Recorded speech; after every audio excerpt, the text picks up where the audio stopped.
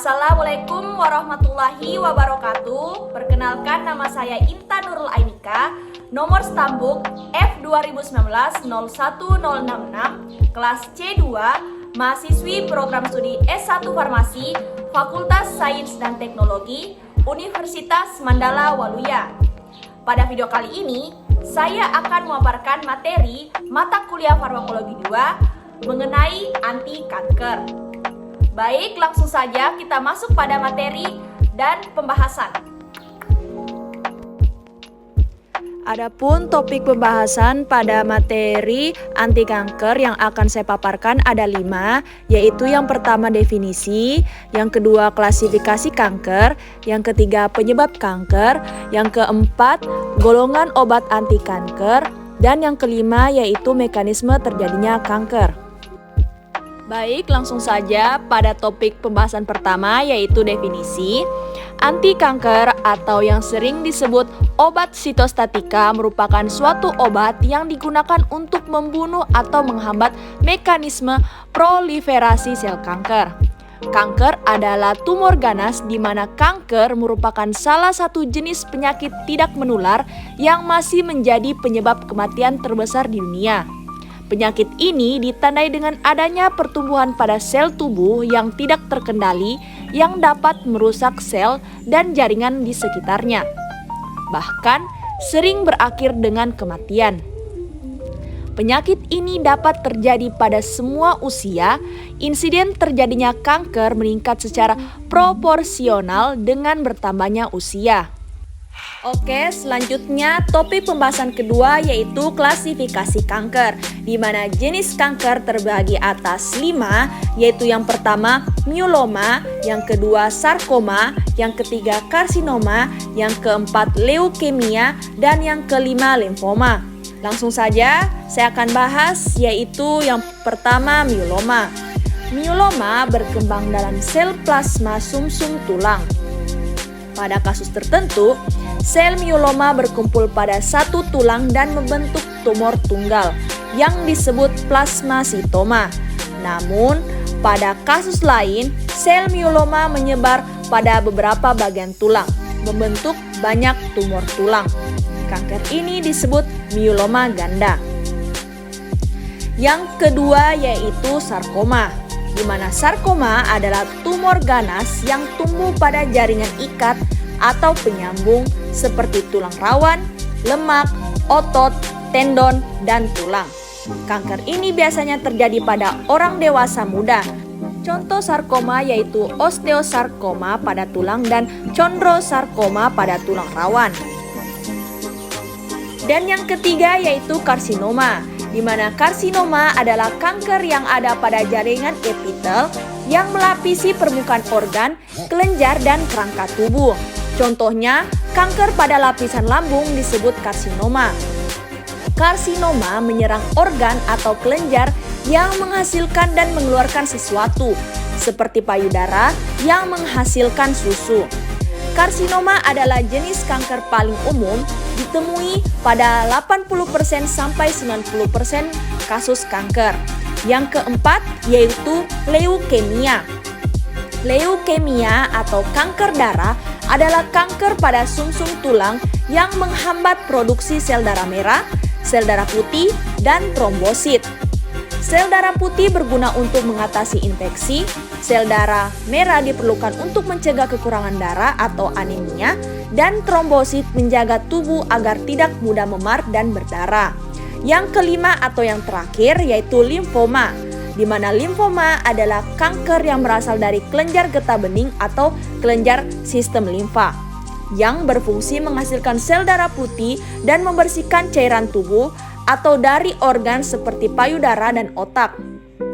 Limfoma dibedakan menjadi 2, yaitu limfoma Hodgkin dan limfoma non-Hodgkin.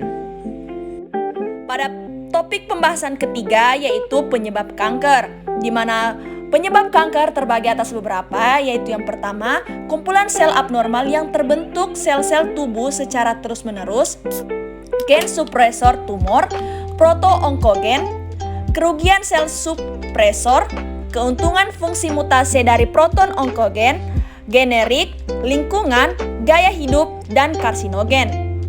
Selanjutnya, topik pembahasan keempat akan membahas golongan obat anti kanker, di mana golongan obat anti kanker terbagi atas beberapa, yaitu yang pertama golongan pengalkilasi. Agen pengalkilasi merupakan salah satu golongan obat anti kanker yang bekerja dengan membentuk senyawa kationik yang diikuti pemecahan cincin membentuk ion karbonium reaktif. Ion ini bereaksi melalui reaksi alkilasi, membentuk ikatan kovalen dengan gugus pendonor elektron yang terdapat pada struktur asam amino.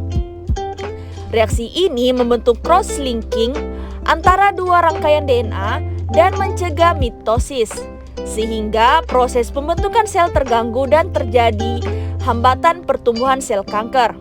Terdapat beberapa toksisitas yang umum terjadi ketika menggunakan obat golongan ini antara lain yaitu neurotoksisitas, oral toksisitas, toksisitas pada rambut, toksisitas hematologi, toksisitas gastrointestinal, toksisitas pulmo.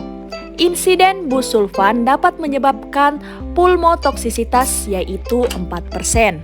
Dapat kita lihat pada layar, ini merupakan contoh obat dari golongan pengalkilasi. Selanjutnya golongan antimetabolit, di mana antimetabolit merupakan obat anti kanker yang bekerja menghambat enzim-enzim yang diperlukan untuk memproduksi basa yang menjadi bahan penyusun DNA.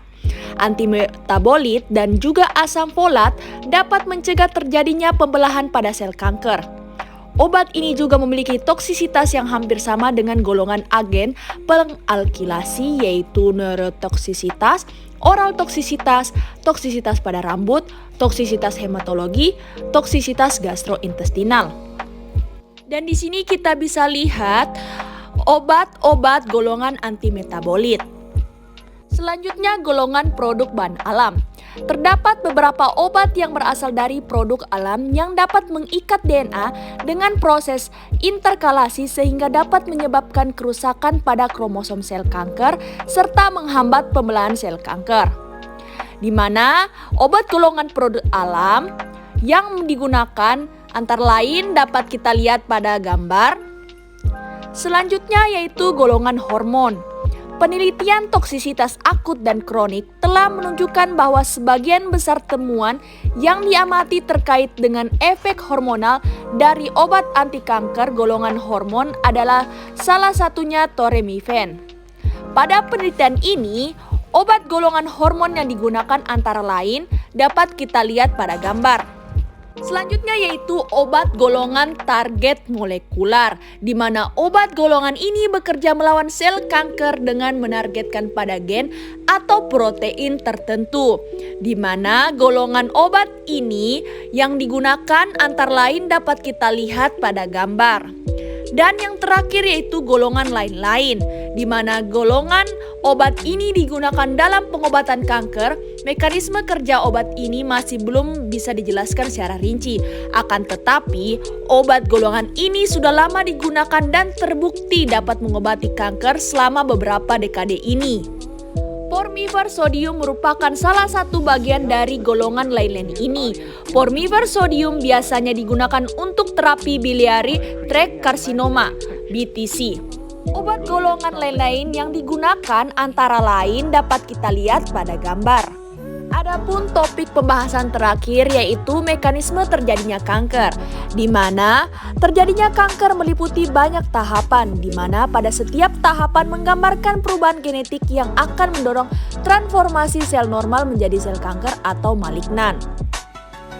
Salah satu sistem di dalam tubuh manusia mencegah penyebaran sel kanker adalah apoptosis yang menyebabkan sel bunuh diri. Apoptosis terjadi kalau DNA sel rusak atau sel berkembang menjadi tumor atau gen P53 yang juga dikenal sebagai gen pencegah kanker kurang efektif. Meskipun apoptosis mungkin terkesan negatif, sebenarnya peristiwa ini sangat penting karena dia merintangi penyimpanan berbahaya dan mencegah penyakit diturunkan ke generasi berikutnya. Kanker terjadi sebagai akibat perubahan sel, sehingga sel tersebut dapat melepas diri dari mekanisme pengaturan tubuh normal. Perkembangan sel-sel kanker diawali oleh adanya klon sel yang telah mengalami perubahan genetik pada gen-gen pengatur pertumbuhan. Dalam jangka waktu yang relatif lama, dalam hitungan puluhan tahun, perubahan genetik pada sel tersebut akan bertambah sehingga mengakibatkan proliferasi yang berlebihan. Sel-sel kanker pada stadium lanjut pada umumnya mengalami perubahan genetik dalam jumlah yang relatif banyak yang memacu sel-sel tersebut jadi kehilangan kendali dalam perkembangbiakannya. Baik, mungkin hanya itu yang bisa saya jelaskan mengenai materi anti kanker. Saya mohon maaf bila ada kesalahan dalam penyampaian materi. Semoga video ini dapat bermanfaat bagi kita semua. Saya tutup. Wabillahi taufiq walhidayah. Wassalamualaikum warahmatullahi wabarakatuh.